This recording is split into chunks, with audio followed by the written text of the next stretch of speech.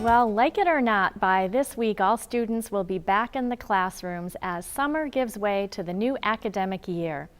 And for folks at the Newman Center at the University of Massachusetts in Amherst, this means things are about to get very busy. From our reel-to-reel archives, we share again Steve Kiltonic's look at this important spiritual home away from home.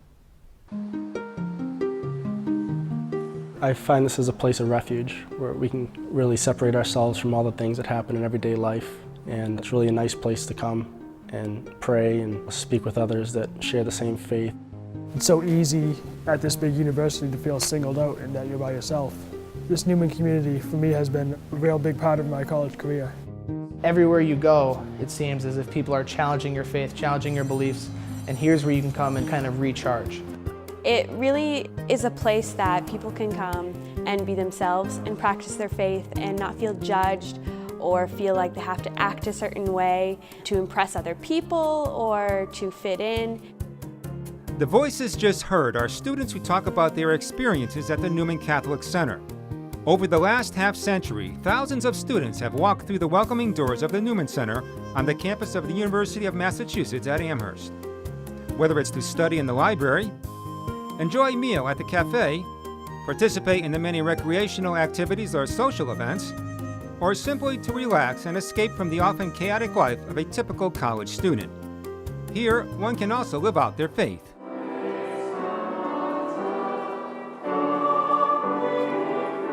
Father Gary Daly is the Newman Center's director and chaplain. This is not just an ordinary building on the campus, at the university, that this is a special place where students can come and feel safe, feel that this can be a home away from home for them because it's comfortable. They can find friends who are thinking the same thing they do and express their faith. And I think that's been a great asset to the students of the university, of feeling that camaraderie around their faith.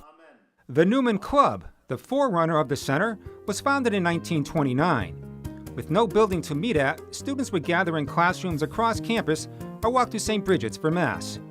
Then, as now, John Henry Cardinal Newman's motto, "Heart speaks to heart," serves as the inspiration for students. The 60,000 square foot Newman Center is one of the largest Catholic missions on its secular college campus. It was the dream of Father David Power, who felt the need for a facility at UMass where Catholic students and others could go for their spiritual as well as intellectual growth. It was the vision of both Father Powers and Bishop Weldon in creating this center. And what an amazing vision in a sense, because they purchased this land, which was the outskirts of the university at that time, thinking that at one time in history that this university would expand. And it certainly has. On a damp September day in 1961, Springfield Bishop Christopher Weldon presided over the groundbreaking ceremonies as he dug the first shovels full of dirt. Over the next 18 months, students watched as ground was cleared, cement poured, and steel girders put in place. On April 1st, 1963, Father Power celebrated the first Mass under the watchful eyes of the chapel's 7 Saints of Learning. And on May 15, 1963, the Newman Center was officially dedicated, with Boston's Richard Cardinal Cushing the presider at the Pontifical Mass. In attendance that memorable spring day was an Irish priest by the name of Father Joseph Quigley. Known by his thick bottle-cap glasses, Father Quigley embodied the spirit of the Newman Center and became a legend on campus. The Quiggs, as they would refer to him, and many of the priests called him in the diocese affectionately, was a character. And the Newman Center, working at the university, was the perfect place for Father Quigley. He had a wonderful personality. He had a way of expressing himself. Father Quigley was intimately involved with the Newman Center for nearly 40 years as its director and campus minister.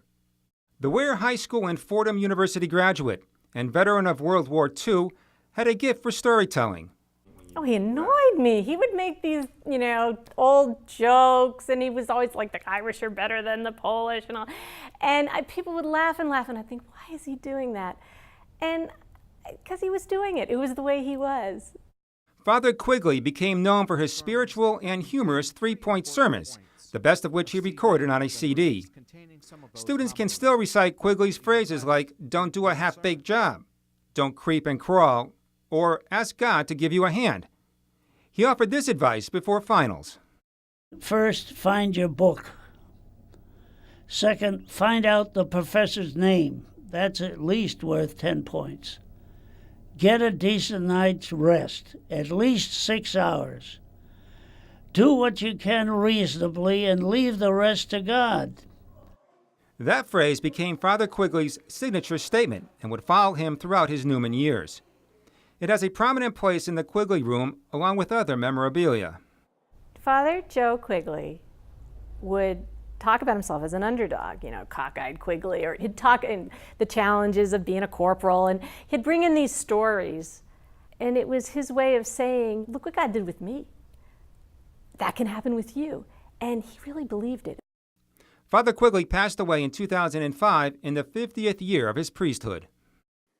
One of UMass's most respected and successful alumni, who has become synonymous with the Newman Center over the years, is George "Trigger" Burke. For 4 years, Burke was a standout guard on the UMass basketball team. In 1956, he was the first player ever to lead UMass in both scoring and assists during the same season. To have his shirt retired along with Dr. J's, the same number, as a matter of fact, hanging in the Mullen Center, just indicates what a great athlete he was, number one, but also the dedication he has to the university. While athletics gave Burke instant recognition, it was his faith, passed on by his mother, which gave him his true inner spirit. She just was a wonderful woman, but she gave me the greatest gift I've ever received in my life, and that was my Catholic faith, which I have to this day. I believe very deeply in the church. After his playing days at UMass and one pro season with the Boston Celtics, Trigger Burke went on to a successful law career as the mayor of Quincy and district attorney of Norfolk County. Burke's office in Quincy is filled with memorabilia from his athletic and legal career. Despite his success, Trigger Burke never forgot his alma mater. He received the Newman Medal in 2005. Burke also founded the UMass Athletic Hall of Fame, which is named in his honor. He's been a very significant person for us. We have the Burke Lounge as a result of that, and a stained glass window in the chapel dedicated to him, and he's very proud of being part of the Newman Center. The Newman Center also serves UMass staff and members of the community. It provides outreach for the 27,000 students who attend the university and is open to those of all religions. Students can join the Newman Student Association, which plans social, liturgical, and spiritual needs of students, or become a peer minister and help students in their own faith development. At a faith-sharing session held in the Trigger Burke Room, students talk about many issues, including their own personal struggles and academic pressures, as well as their faith. Every time I've come here, I've seen somebody praying, and there is a beautiful presence of God when I walk there that had made the presence of Jesus in the Eucharist very real to me. Patrick has been coming to Newman since his freshman year. It's so easy at this big university to feel singled out and that you're by yourself. But this Newman community, for me, has been a real big part of my college career. It's a way to meet people who have that common ground, and sometimes that's not the easiest thing. Peter has also belonged to Newman since his freshman year. I find this as a place of refuge where we can, really separate ourselves from all the things that happen in everyday life. And it's really a nice place to come and pray and speak with others that share the same faith. Michelle says her role at Newman has evolved from a Newman student associate to peer minister, and now as an evangelizer showing other students what Newman has to offer. It's a place where you can come and exercise exactly 100% of who you are. And that's what brought me here and what I think the Newman Center really offers here at UMass that you can't find anywhere else on campus. Father Daly would like to continue and expand the programs to ensure that the Newman Center is true to its mission and original ideas as a place of worship, education, community, and action. I'm glad the Newman Center has been for you, seniors, a place, a refuge, a home away from home. I just hope that you'll always remember us and that you'll come back and visit us, and when you make it big, you'll share resources with us so that we can do the things we need to do here for future generations of students. As the Newman Catholic Center celebrates its half-century of existence, it is hoped and prayed that it will always be that welcoming place for UMass students for the next 50 years and beyond. For Real to Real, I'm Steve Kiltonick.